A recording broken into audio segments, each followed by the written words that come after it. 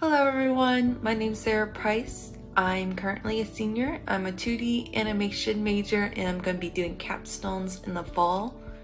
Hey guys, my name is Kush Baradia and I'm a senior at SCAD. This is actually my last quarter before graduating and my major is 3D character animation. Hey there, my name is Janelle Odom.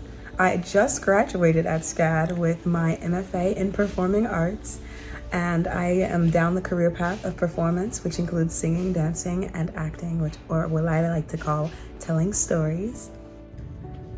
Awesome. Good morning, Cindy. How are you? Great. Good. Well, I'm so excited for you to meet me today. I just want to ask two breaking the ice questions. What's one fun fact about you that most people at the office don't know? Oh gosh. I guess one thing I would say, I call myself a Southerner, being that I was born in the South but raised in the Northeast, and then lived in the Northeast most of my life, but then lived in the South. So I kind of have this combination of both. Yeah. Where when I'm in the South, people think I'm from the North, but when I'm in the North, people think I'm from the South. Yeah, that's crazy. Years ago, a friend of mine was like, "Well, you're a Southerner." A so Southerner. I stayed with that. I love that. That's so Yes. cool. Okay, and one other question is, what's the best part about your job? The best part about working with people like you. Aw, 100%. I was actually using all of yesterday was a great example. Working with the B Sharps and working with students, just the energy and the group, especially with the B Sharp group, the level of gratitude and just enthusiasm and positivity and energy.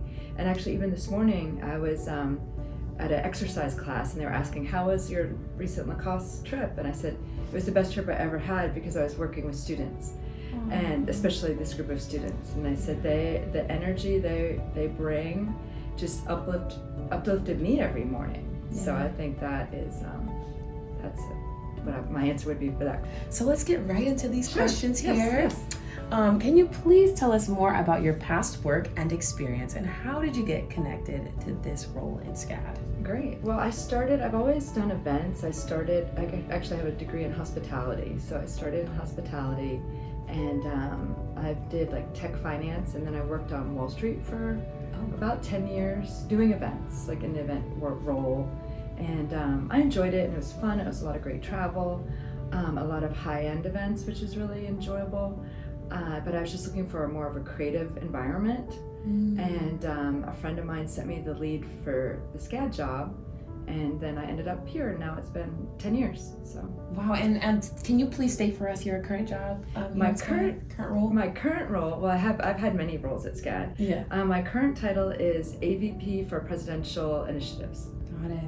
Perfect. And what are your daily routines, duties, and things to do for this job? You can speak on your project management job or the job you currently have, because I know you said they intertwine a lot. Yes. I think the biggest thing is just a lot of schedules. There's lots of scheduling for myself and for other people. And really, you have to look far out, but then you also have to look at today. And then also sometimes it's minute by minute. For instance, I'm going to Atlanta shortly, and last night we found out we have a photo shoot at 2:30. So that wasn't on the calendar, but we just quickly get the team together and you just mobilize fast. And so it's it's always having a plan A, B, C. Yeah. So that's what I would say. That takes a lot of planning, which we actually are talking about in our class, how important planning is. Planning is critical. Yeah. And then being ready for your plan B. Well, you know that with all of our performances. You go in and what you think it is, it's not always that. So you have to be able to pivot quickly. Right. That's adaptation is at its best. So being the VP, you might have a lot of employees working under you. I don't know how many you do. So how do you make sure everyone feels heard and included within the planning of events at SCAD?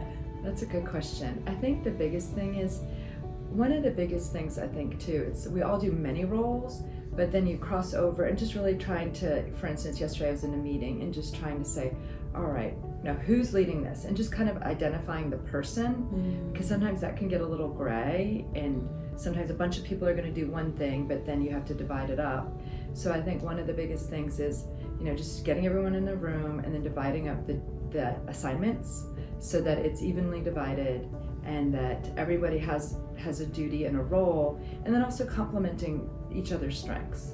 So I think that's something that's important. Yeah, perfect. I love that. And if I had to plan an event at SCAD, like what are the first steps I would take to get approval for it? And what are the rules and regulations I should keep in mind to host an event at SCAD? That's a good question. I think the biggest thing, depending on your source, like if it's a professor that's assigning it, really getting guidance from them, or if it's a student club, working with the student services department. So just really following the protocol for the areas. One of the biggest things, and you know this with music rights, is there's rights to everything. It's like, for instance, we were doing something yesterday at the museum, but we're like, wait, you can't shoot there because we don't have the rights to that work. So you always have to kind of be thoughtful of legal rights, just following the proper protocols, and then the budgets, obviously. Like you have to make sure that, what are you thinking you're gonna do, and what is the return on the investment? So if you're going and you're spending this money, do you have the budget? Is the budget approved? Is it gonna get the return? Because some people want to do, like a lot of times with fundraisers, for example, I do a lot of nonprofit fundraising work in addition to working here at SCAD. And they want to do a fundraiser, but sometimes the fundraiser costs more than what they'll make. Right. Because they want to have like an event, and then they say, well, the event's going to cost you this. Are you going to make that? You're going to make So I think a lot of it's looking at the just budgets. Wow, it's a lot more numbers than you would probably think. It's a lot of financials. And actually, even working with the B Sharps, a lot of what I do is the financial piece. Wow. That's incredible. I do not have a degree in math, but that is something I'll have to think about. Oh my gosh, because I'm really, really not good at numbers. So if I ever wanted to be in a leadership position, I would have to like really hone in on that. Is that a skill like you just had already, or you kind of honed in? A little bit of both. And I think too, like with anything, I think any good manager or any good colleague, you assess each other's strengths. And if there's someone that's better than you at that, you look to that person and ask them. And also everything's about relationships. So I have really strong relationships with our financial team. Nice. So I meet with them constantly, and I give them updates. I keep them ahead of things that are coming down the pipeline, so that way they're not blindsided by something. Right. So I think a lot of it is communication and relationships. Love that. So I have just 2 more questions for you. So what would you do if one of your employees are not cooperating and not being able to complete the work assigned to the person? That's a good question. So that's probably the hardest part of management, is just sometimes people aren't where you expect them to be or where you need them to be. And it goes back to the just clear communication and identifying, this is the expectation and this is what we need from you. Please, can you meet us here? And just kind of keep on top of it in a way that's positive and encouraging, but just firm and direct. Right. Yeah. And then like in our class, we're learning about like levels of disciplinary action, and like what you would start there, like a communicating, hey, you're I noticed this that you're doing this at the job, and then go from there if it continues. So exactly. Yeah. So that's really, really cool to hear that firsthand. That what we're learning about. And last question of the day is, what would you recommend to tell individuals who are starting out their careers and aspire to be a manager or a VP, amazing extraordinaire like you? Thank you. I think the biggest thing is always be kind. You want to be kind, firm when you need to be, but just kindness is really critical.